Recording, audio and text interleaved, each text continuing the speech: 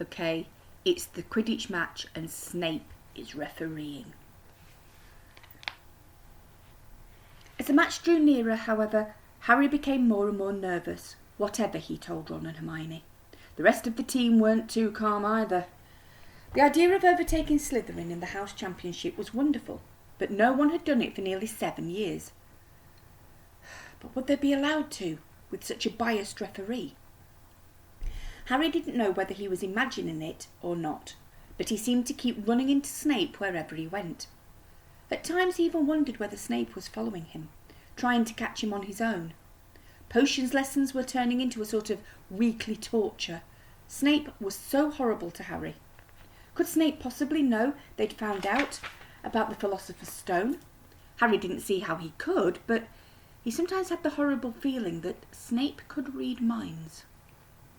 Harry knew when they wished him good luck outside the changing rooms the next afternoon that Ron and Hermione were wondering whether they'd ever see him alive again. This wasn't what you'd call comforting. Harry hardly heard a word of Wood's pep talk as he pulled on his Quidditch robes and picked up his Nimbus 2000. Ron and Hermione, meanwhile, had found a place in the stands next to Neville, who couldn't understand why they looked so grim and worried, or why they had both brought their wands to the match.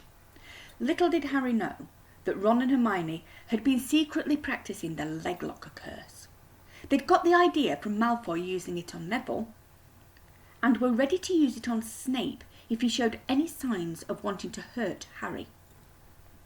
Now, don't forget, it's locomotor mortis, Hermione muttered as Ron slipped his wand up his sleeve. Oh no, Ron snapped, don't nag. Back in the changing room, Wood had taken Harry aside. Don't want to pressure you, Potter, but if we ever need an early capture of the snitch, it's now. Finish the game before Snape can favour Hufflepuff too much. The whole school's out there, said Fred Weasley, peering out the door. Even blimey, Dumbledore's come to watch. Harry's heart did a somersault. Dumbledore, he said, dashing to the door to make sure. Fred was right. There was no mistaking that silver beard. Harry could have laughed out loud with relief. He was safe. There was simply no way that Snape would dare to try to hurt him if Dumbledore was watching him. Perhaps that was why Snape was looking so angry as the teams marched onto the pitch. Something that Ron had noticed too. I've never seen Snape look so mean, he told Hermione. Look, they're off! Ouch! Someone had poked Ron in the back of the head. It was Malfoy. Oh, sorry, Weasley, didn't see you there. Malfoy grinned broadly at Crabbe and Goyle. Wonder how long Potter's going to stay on his broom this time. Anyone want to bet? What about you, Weasley? Ron didn't answer. Snape had just awarded Hufflepuff a penalty because George Weasley had hit a bludger at him. Hermione, who had all her fingers crossed in her lap, was squinting fixedly at Harry, who was circling the game like a hawk looking for the snitch. You know how I think they choose people for the Gryffindor team? Said Malfoy loudly a few minutes later, as Snape awarded Hufflepuff another penalty for no reason at all. It's people they feel sorry for. See, there's Potter, who's got no parents. Then there's the Weasleys, who've got no money. You should be on the team Longbottom. You've got no brains. Neville went bright red and turned in his seat to face Malfoy. I'm worth 12 of you, Malfoy, he stammered. Malfoy, Crabbe and Goyle howled with laughter, but Ron, still not daring to take his eyes from the game, said, You tell him, Neville. Longbottom, if brains were gold, you'd be poorer than Weasley, and that's saying something. Ron's nerves were already stretched to breaking point, with anxiety about Harry. I'm warning you, Malfoy, one more word. Ron, said Hermione suddenly. Harry! What? Where? Harry had suddenly gone into a spectacular dive, which drew gasps and cheers from the crowd.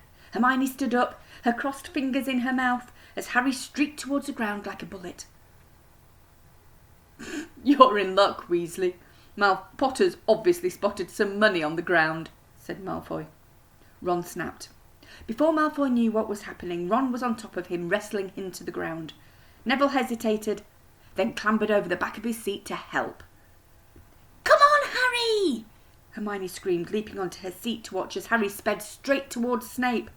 She didn't even notice Malfoy and Ron rolling around under her seat. All the scuffles and yelps coming from the whirl of fists that was Neville, Crabbe and Goyle. Up in the air, Snape turned on his broomstick just in time to see something scarlet shoot past him, missing him by inches. Next second, Harry had pulled out of the dive, his arm raised in triumph, the snitch clasped in his hand. The stands erupted. It had to be a record. No one could ever remember the snitch being caught so quickly. "Ron! Ron! Where are you? The game's over!" "Harry's won! We've won! Gryffindor are in the lead!" shrieked Hermione, dancing up and down on her seat and hugging Parvati Patil in the row in front. Harry jumped off his broom a foot from the ground. He couldn't believe it. He'd done it. The game was over. It had barely lasted 5 minutes. As Gryffindors came spilling onto the pitch, he saw Snape land nearby, white-faced and tight-lipped. Then Harry felt a hand on his shoulder and looked up into Dumbledore's smiling face. "Oh, well done," said Harry quietly so that only Harry could hear. "Nice to see you haven't been brooding about that mirror. Been keeping busy. Excellent." Snape spat bitterly on the ground. Harry left the changing room alone some time later to take his Nimbus 2000 back to the broom shed. He couldn't ever remember feeling happier. He'd really done something to be proud of now. No one could say he was just a famous name anymore. The evening air had never felt so sweet. He walked over the damp grass, reliving the last hour in his head, which was a happy blur. Gryffindors running to lift him onto their shoulders, Ron and Hermione in the distance, jumping up and down, Ron cheering through a heavy nosebleed. Harry had reached the shed. He leant against the wooden door and looked up at Hogwarts, with its windows glowing red in the setting sun. Gryffindor in the lead. He'd done it. He'd shown Snape. And speaking of Snape, a hooded figure came swiftly down the front steps of the castle. Clearly not wanting to be seen, it walked as fast as possible towards the forbidden forest. Harry's victory faded from his mind as he watched. He recognised the figure's prowling walk. Snape sneaking into the forest while everyone else was at dinner. What was going on? Harry jumped back on his Nimbus 2000 and took off. Gliding silently over the castle, he saw Snape enter the forest at a run. He followed. The trees were so thick he couldn't see where Snape had gone. He flew in circles, lower and lower, brushing the top branches of trees until he heard voices. He glided towards them and landed noiselessly in a towering beech tree. He climbed carefully along one of the branches, holding tight to his broomstick, trying to see through the leaves. Below, in a shadowy clearing, stood Snape. But he wasn't alone. Quirrell was there too. Harry couldn't make out the look on his face, but he was stuttering worse than ever. Harry strained to catch what they were saying. "I don't know why you wanted to meet here of all places, Severus." "Oh, I thought we'd keep this private," said Snape, his voice icy. "Students aren't supposed to know about the Philosopher's Stone, after all." Harry leant forward. Quirrell was mumbling something. Snape interrupted him. "Have you found out how to get past that beast of Hagrid's yet?" But Severus, I...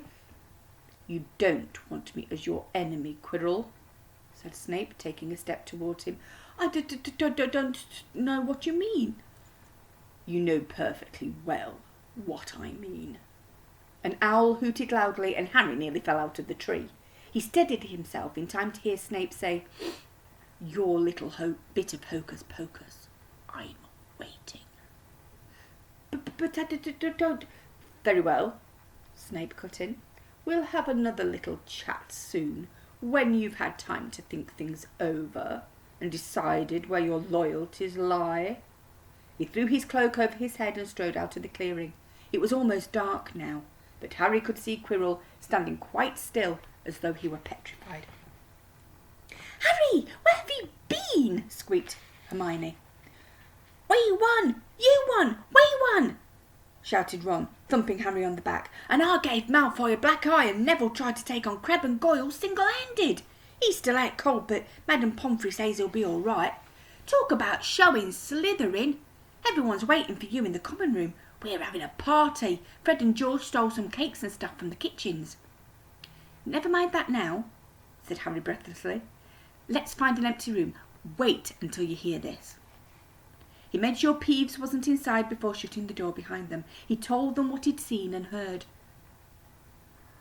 So, we were right. It is the Philosopher's Stone, and Snape's trying to force Quirrell to help him get past it. He asked if he knew how to get past Fluffy, and he said something about Quirrell's hocus pocus. I reckon there are other things guarding the stone apart from Fluffy. Loads of enchantments, probably, and Quirrell would have done some anti-dark arts spell, which Snape needs to break through. So you mean the stone's safe, only as long as Quirrell stands up to Snape? Said Hermione in alarm. It will be gone by next Tuesday, said Ron.